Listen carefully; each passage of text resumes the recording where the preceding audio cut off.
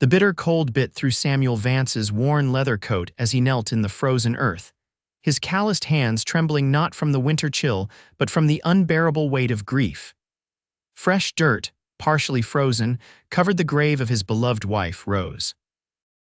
The crude wooden cross he'd fashioned himself stood as the only marker of where his heart now lay buried in the unforgiving ground of Santa Rosa, New Mexico territory.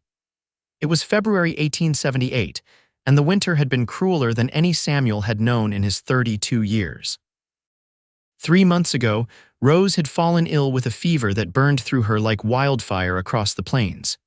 No amount of medicine, prayer, or desperate bargaining with God had saved her. As the snow fell silently around the small homestead they'd built together over 5 years of marriage, Rose Vance had slipped away in his arms, taking with her all the light and purpose from his world. "I can't do this without you," Samuel whispered, his breath forming clouds in the frigid air. "How am I supposed to live when the best part of me is gone?" No answer came except the hollow moan of the wind across the barren landscape. Samuel's shoulders heaved with a sob he refused to release. Cowboys didn't cry, his father had taught him that much. But Samuel wasn't just a cowboy anymore, he was half a person, wandering without direction. Their small ranch sat just outside Santa Rosa, a modest operation with 30 head of cattle and 2 loyal horses. It had been their dream, carved from nothing but hope and hard work. Now it felt like a mockery, every corner haunted by Rose's absence. Samuel rose stiffly to his feet, his knees protesting after hours spent in vigil by the grave. 3 months and the pain hadn't dulled. If anything, it had sharpened, cutting deeper with each sunrise he faced alone. His closest neighbor, Elijah Cooper, had stopped by regularly since the funeral, bringing food and offering to help with chores. But Samuel had grown increasingly distant, taking solace only in work that left him too exhausted to think. "Got to feed the cattle," he muttered to himself, turning away from the grave. It would be dark soon, and there were always chores on a ranch, wife or no wife. The days blurred together after that. Samuel worked from dawn until exhaustion claimed him, collapsing fully clothed on his bed each night, unable to bear sleeping on Rose's side but unwilling to get rid of her things. Her dresses still hung in the wardrobe, her hairbrush still sat on the dresser with strands of her auburn hair caught in the bristles.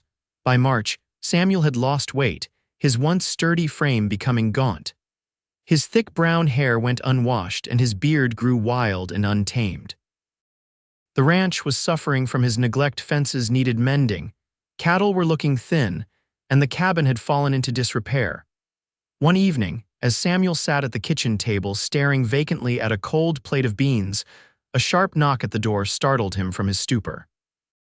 "Samuel Vance, open this door right now," came the commanding voice of Martha Wilson, the doctor's wife and Rose's closest friend. Samuel considered ignoring her but knew Martha's stubborn streak. She'd wait all night if necessary. When he opened the door, Martha's stern expression softened momentarily at the sight of him before hardening again with resolve. "This has gone on long enough," she declared, pushing past him into the cabin. She wrinkled her nose at the unwashed dishes and general disarray. "Rose would be heartbroken to see you like this." "Don't," Samuel warned, his voice rough from disuse. "Don't tell me what Rose would think." Martha set down the basket she'd brought and faced him squarely. "Someone has to. You're wasting away, Samuel. And this ranch, the ranch you both worked so hard to build, is falling to pieces." "What's the point?" he asked bitterly. "She's gone." "The point is you're still here," Martha countered, "and you have responsibilities to yourself, to this land, and to Rose's memory." She began unpacking food from her basket. "Now you're going to eat a proper meal, then tomorrow you're coming into town for supplies and to speak with the banker about that loan Rose was arranging before she fell ill." "What loan?" Samuel asked, genuinely confused. Martha paused. "For the breeding stock. Rose was planning to surprise you with financing for those Herefords you've been wanting. She believed in your future, Samuel, even if you've forgotten how to." The revelation hit Samuel like a physical blow. Rose had been planning for their future, a future she somehow knew she might not see. The thought of her final acts being ones of hope rather than despair pierced through the fog of his grief. That night after Martha left, Samuel lay awake staring at the ceiling. For the first time since Rose's death, he allowed himself to truly weep great heaving sobs that shook the bed frame. When dawn came, he rose with swollen eyes but a fragment of resolve he thought had died with Rose. He shaved his beard, washed thoroughly, and put on clean clothes. The face in the small mirror was gaunt but recognizable again. Before heading into town, he stopped at Rose's grave. "I'm trying, Rose," he said softly. "I don't know how to live without you, but I'm trying." The ride into Santa Rosa took nearly an hour. The town was growing, benefiting from its position near the Pecos River. New buildings had sprung up since Samuel's last visit, including a larger general store and what appeared to be a proper hotel. At the bank, Mr. Harrington expressed surprise at seeing Samuel but confirmed Martha's story about Rose's loan application. "Your wife had everything in order," the banker explained. "We were just waiting on your signature. She was quite the businesswoman, Mr. Vance." "That she was," Samuel agreed, his throat tight. After completing the paperwork, Samuel visited the general store to restock supplies. The owner's daughter, a young woman named Daisy Fleming, helped him gather what he needed. "It's good to see you in town, Mr. Vance," she said kindly. "We've all been worried." Samuel nodded awkwardly, unsure how to respond to concern from virtual strangers. In his pocket, he felt the weight of Rose's wedding ring, which he'd taken to carrying everywhere since her death. On his way back to the ranch, Samuel passed the stagecoach depot just as a coach was arriving from the east. He paid it little mind until he heard a commotion. A young woman had stepped down from the coach and collapsed onto the wooden platform. Without thinking, Samuel leapt from his horse and pushed through the gathering crowd. The woman was clearly with child, her swollen belly visible beneath her travel-worn dress. Her face was pale with exhaustion, dark circles under her closed eyes. "Stand back, give her air," Samuel ordered, kneeling beside her. "Someone fetch Dr. Wilson." The woman's eyes fluttered open, revealing irises of striking amber green. For a heartbeat, Samuel froze. Those eyes, they were unnervingly similar to Rose's, that same unusual color that had first captivated him years ago. "My bag," the woman whispered, reaching weakly toward the stagecoach. Samuel retrieved her single valise before helping her to a bench. Up close, he could see she was younger than he'd first thought, perhaps 22 or 23, with copper-colored hair pulled back in a simple bun. Despite her condition and obvious fatigue, there was dignity in how she held herself. "Thank you, sir," she said, her voice carrying a slight Eastern accent. "I apologize for causing a scene. The journey was longer than I anticipated." "No need to apologize, madam," Samuel replied. "Doctor's on his way." "I don't need a doctor," she insisted. "Just a moment to catch my breath and directions to a boarding house." Before Samuel could respond, Dr. Wilson arrived, his medical bag in hand.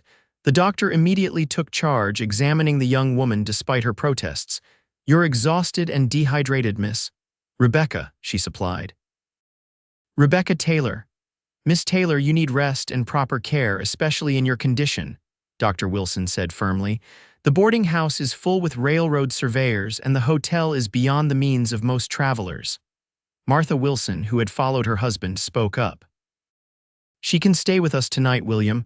Rebecca began to object, but Samuel found himself interrupting. "I have room at my ranch. It's quiet there, good for recovering."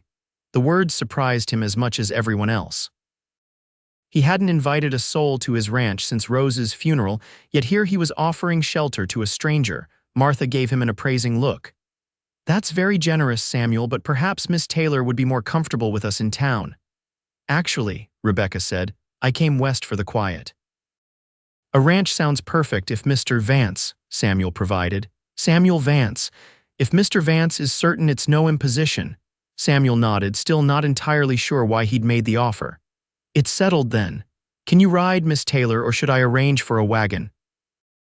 "I can ride, Mr. Vance. I grew up around horses." Within the hour, Samuel found himself leading his horse at a gentle pace back toward the ranch, with Rebecca Taylor mounted on a rented mare beside him. They traveled mostly in silence, with Samuel occasionally pointing out landmarks. "How far along are you?" he finally asked, nodding toward her belly. 7 months, she replied, her hand resting protectively on her middle. "The baby should arrive in late April." Samuel felt a pang, remembering how he and Rose had tried for years to conceive without success. And the father. Rebecca's expression darkened. Not in the picture, Mr. Vance. The firmness in her tone discouraged further questions on that topic. Instead, Samuel asked, "What brings you to Santa Rosa? We're hardly a destination for Eastern ladies." "A fresh start," she said simply. "I have skills as a schoolteacher, and I heard the territories need educated women." "Santa Rosa's growing, but it's still rough country for a woman alone," Samuel warned. "I'm stronger than I look," Rebecca replied, a flash of steel in her voice. When they reached the ranch, Samuel was suddenly conscious of its state of neglect.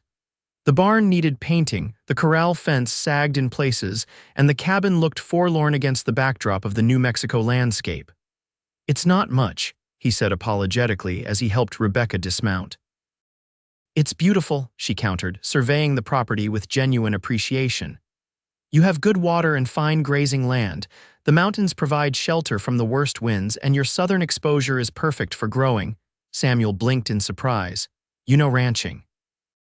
"My father had a farm in Pennsylvania, smaller than this, but the principles are similar." She smiled faintly.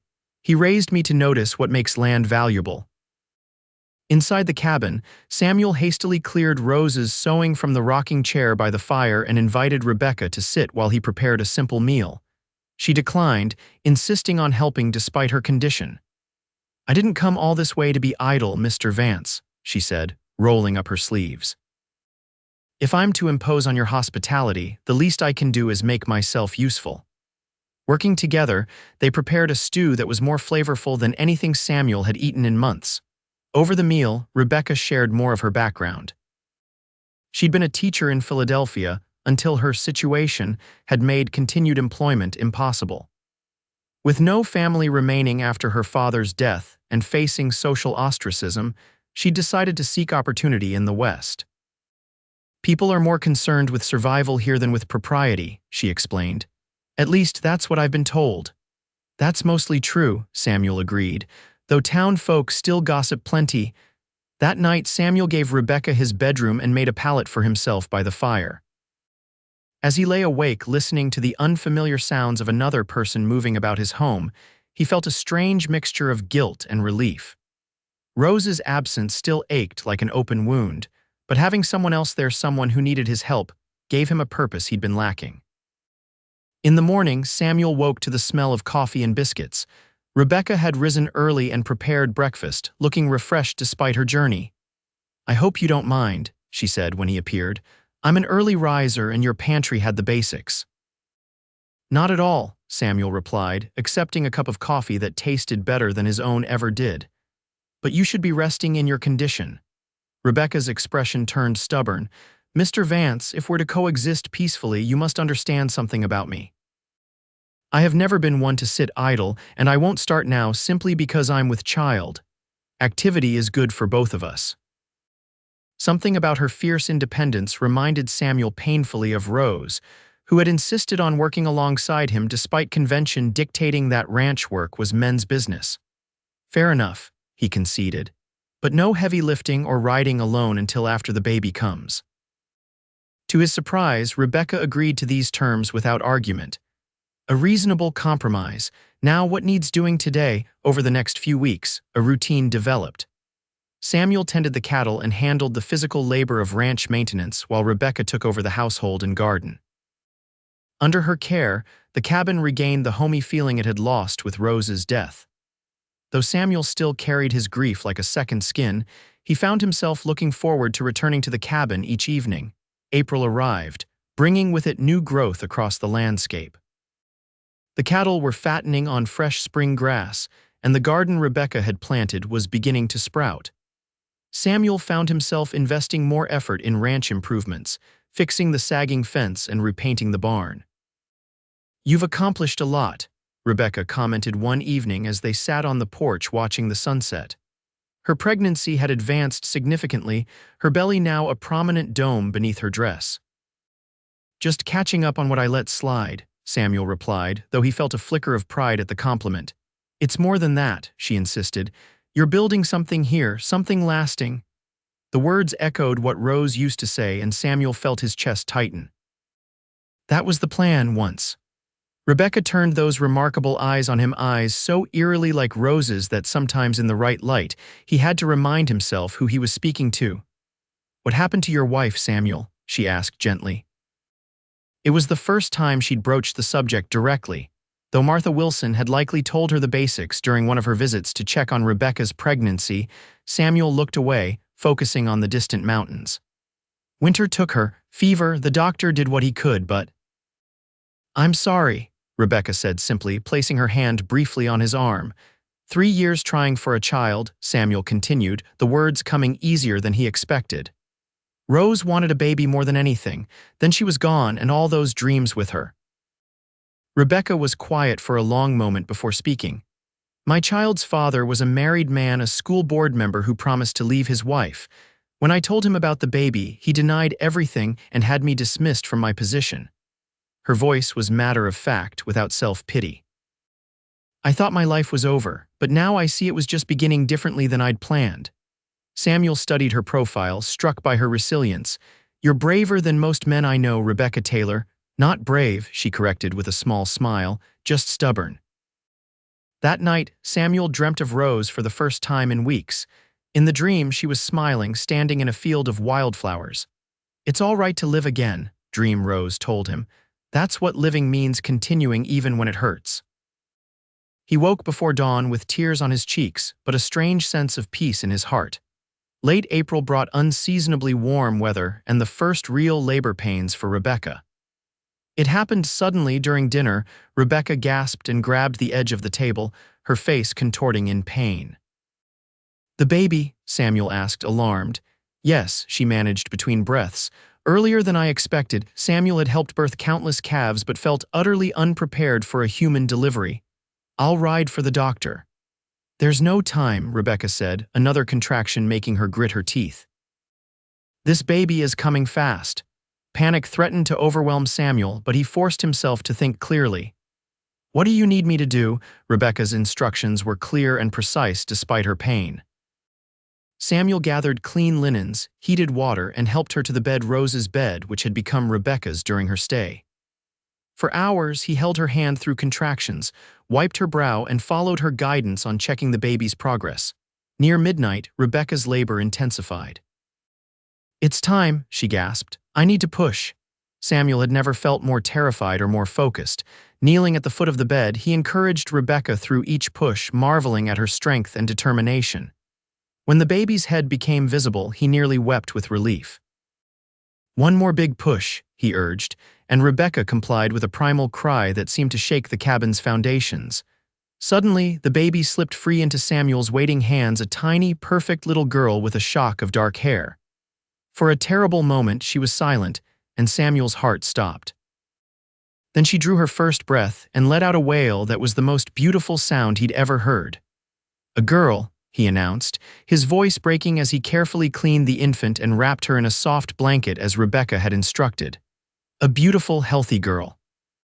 When he placed the newborn on Rebecca's chest, the look of pure love and wonder that transformed her exhausted face stirred something deep within Samuel. Mother and daughter gazed at each other, forming a bond that was almost tangible in its intensity. "Hello, my darling," Rebecca whispered. "I've waited so long for you." Samuel turned away, suddenly feeling like an intruder on a sacred moment.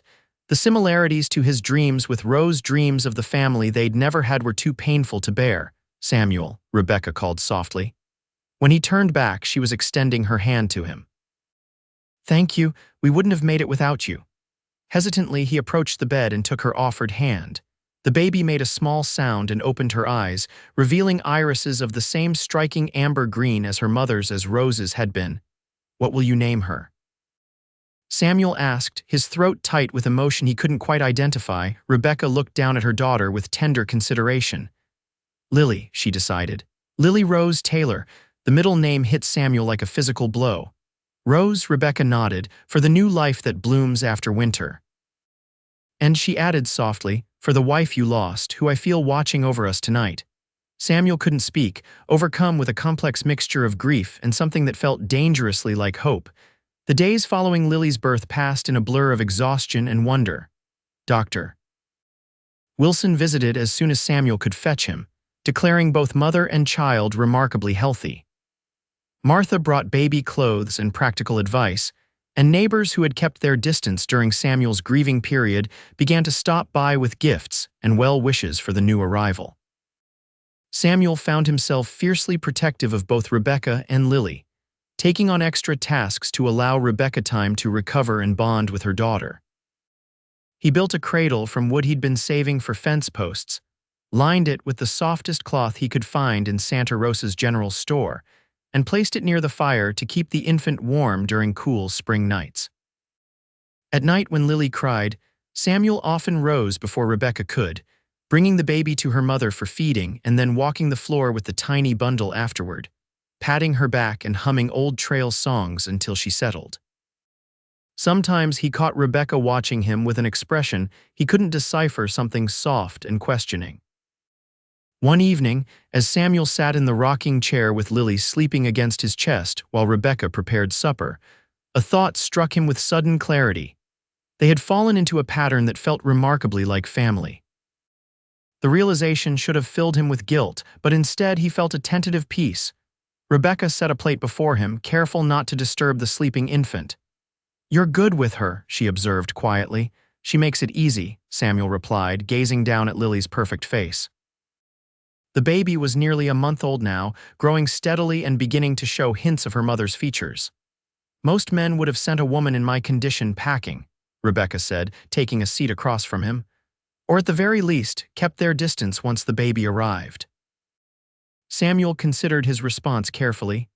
"I've learned that life doesn't always follow the path we expect. Sometimes the greatest blessings arrive disguised as complications."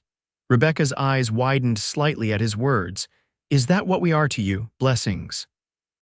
The question hung in the air between them, weighted with implications neither had dared voice until now. "I was dying inside before you came," Samuel admitted, his voice low to avoid disturbing Lily. "Not just from grief, but from purposelessness, having you both here. It's given me something to live for again." Rebecca's eyes filled with tears. "I never intended to impose on your kindness for so long. I've been saving from the sewing work Martha's been bringing me. Soon I'll have enough to rent a small place in town." "And don't go," Samuel interrupted, surprising himself with the vehemence of his plea. "Unless you want to, of course," he added more gently. "Samuel," Rebecca said carefully, "people are already talking. A single woman living with a widower. The arrangement was acceptable during my confinement, but now marry me," Samuel said, the words tumbling out before he could consider them. Rebecca stared at him, shocked. "What?" Samuel hadn't planned to propose, hadn't even consciously acknowledged his growing feelings for Rebecca until that moment, but once spoken, the rightness of it settled over him. "I'm not offering out of pity or convenience," he clarified. "I'm offering because I care for you, Rebecca, deeply. And for Lily, the thought of this ranch without you both, I can't bear it." Rebecca's expression was guarded. "What about Rose?" Samuel glanced toward the window, through which Rose's grave was visible on the distant hillside. "Rose would want me to be happy," he said with quiet certainty. "She'd want this ranch to be a home again, filled with life and laughter. Most of all, she'd want me to love again if I could." "And do you?" Rebecca asked, her voice barely above a whisper. "Love again," Samuel met her gaze steadily. "I'm beginning to, yes. It's different than what I felt for Rose. It couldn't be the same, but it's real, and it's growing stronger every day." Rebecca was silent for so long that Samuel began to fear he'd misread her feelings entirely. Then she reached across the table and laid her hand over his. "I need time," she said finally. "Not because I don't care for you, I do, more than I thought possible after everything that happened in Philadelphia. But marriage should be entered thoughtfully, especially when a child is involved." "Take all the time you need," Samuel assured her, relief washing over him that she hadn't outright refused. "We have plenty of it." The following weeks brought subtle changes to their household. Rebecca continued to maintain separate sleeping arrangements, but there was a new awareness between them: stolen glances, lingering touches, conversations that stretched late into the night after Lily was asleep. May bloomed across the ranch in a riot of wildflowers and new grass.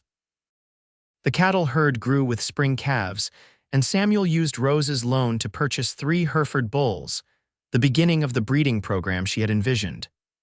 One evening, As Samuel worked on accounts at the kitchen table, Rebecca approached with Lily in her arms and a determined expression.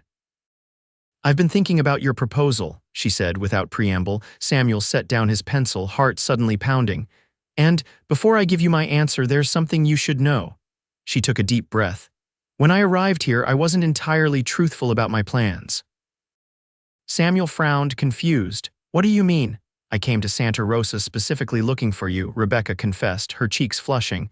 "Rose was my cousin." The revelation hit Samuel like a thunderbolt. "Your cousin, but you never said." "We weren't close as children. She was several years older and our families lived far apart, but we wrote letters occasionally. After my father died, Rose was the only family I had left. When I found myself in trouble in Philadelphia, I wrote to her, desperate for advice." Samuel struggled to process this information. "Rose never mentioned a letter from you. It arrived after she fell ill," Rebecca explained. "Martha Wilson found it among Rose's things after the funeral and wrote back to me explaining what had happened. She also mentioned how devastated you were, how the ranch was failing without Rose's partnership." "So you came here out of family obligation?" Samuel asked, a note of hurt creeping into his voice. "No," Rebecca said firmly. "I came because I needed a fresh start, and Rose had always written so beautifully about this place, about the life you'd built together. I thought perhaps I could find work nearby, maybe even help you maintain what you and Rose created." She bounced Lily gently as the baby began to fuss. "I never planned to impose on you directly. That truly was circumstance, and I certainly never imagined that we might fall in love," Samuel finished for her. Rebecca's eyes met his, vulnerability plain in their depths. "Is that what's happening between us, Samuel? Are we falling in love?" Samuel stood and crossed to where she stood, carefully wrapping his arms around both her and Lily. "I think we've already fallen, Rebecca Taylor." When he kissed her, it felt like coming home after a long, cold journey. Rebecca responded with equal tenderness, Lily nestled securely between them. "Yes," Rebecca whispered against his lips. "Yes, I'll marry you, Samuel Vance." They were married 2 weeks later in a simple ceremony at the ranch with Dr. and Mrs. Wilson as witnesses and Lily cooing in Martha's arms. The reception that followed was larger than Samuel had anticipated. It seemed the entire town of Santa Rosa turned out to celebrate with them, bringing food, music, and heartfelt wishes for their future. As twilight fell, Samuel found a moment alone with his new bride beside Rose's grave. Rebecca had insisted on paying her respects, laying a bouquet of freshly picked wildflowers against the wooden cross. "Thank you," she said softly, addressing her cousin's spirit, "for creating this beautiful place, for loving him well, and for guiding me here when I needed direction most." Samuel wrapped his arm around Rebecca's waist, drawing her close. "I used to think the worst day of my life was losing Rose. Now I understand it was part of a larger journey, one that brought you and Lily to me." Rebecca rested her head against his shoulder. "Do you believe she led me here? That somehow she knew I would need you as much as you would need me." Samuel considered the unlikely chain of events that had brought them together: the letter arriving after Rose's death, Martha's response, Rebecca's journey west, the coincidence of her arrival just as Samuel was beginning to emerge from his grief. "I do," he said finally. "Rose always did have a way of planning ahead." He smiled down at his new wife. "And those eyes of yours, the same as hers, the same as Lily's now. The first time I saw them, I felt like I was seeing the future." "Our future," Rebecca corrected gently. As they walked back to the celebration, Lily reached for Samuel from Martha's arms. He took his stepdaughter, marveling at how completely she had claimed his heart in just a few short months. "Look at her eyes in this light," Rebecca said, touching Lily's cheek fondly.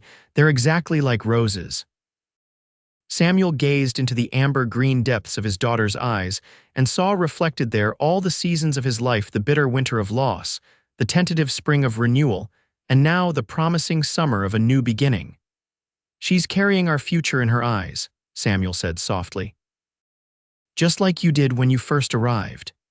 That night, after the guests had departed and Lily was sleeping peacefully in her cradle, Samuel and Rebecca stood on the porch of their ranch house, arms around each other as they gazed up at the star-filled New Mexico sky.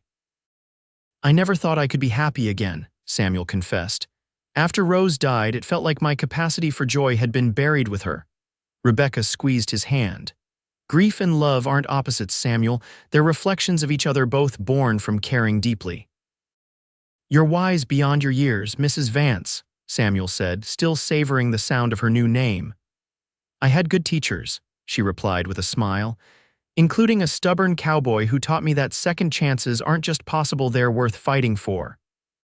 As they sealed this truth with a kiss, the spring breeze carried the scent of new growth and possibility across the ranch that had witnessed both their deepest sorrows and most profound joys. Over the years that followed, the Vance Ranch prospered. Samuel's Hereford breeding program became renowned throughout the territory, while Rebecca established a small school that served neighboring ranches and eventually grew into Santa Rosa's first proper academy. Lily grew into a spirited girl with her mother's intelligence and determination, joined by two brothers and another sister. Samuel taught them all to ride, rope, and respect the land, while Rebecca ensured they received education that would prepare them for whatever future they chose. Each winter, the family would place wreaths of evergreen on Rose's grave, telling the younger children stories about the brave woman who had helped build their home and whose love continued to watch over them. And each spring, as new calves wobbled across the pastures and wildflowers carpeted the hills, Samuel would catch Rebecca's eye across the busy ranch yard and remember how she had carried his future in her eyes that fateful day in Santa Rosa. The bitter winter had yielded to an eternal spring, and the lonely cowboy had found his heart's home once more.